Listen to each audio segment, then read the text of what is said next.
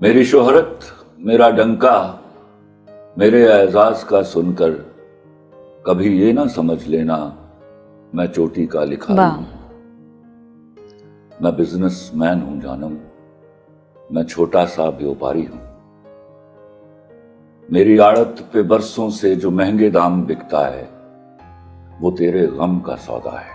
वाह।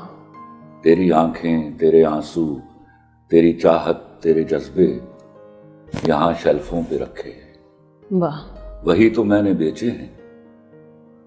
तुम्हारी बात छिड़ जाए तो बातें बेच देता हूं, तुम्हारी बात छिड़ जाए तो बातें बेच देता हूं। जरूरत कुछ ज्यादा हो तो यादें बेच देता हूं। वाह। तुम्हारे नाम के सदके बहुत पैसा कमाया है, नई गाड़ी खरीदी है, नया बंगला बनाया है।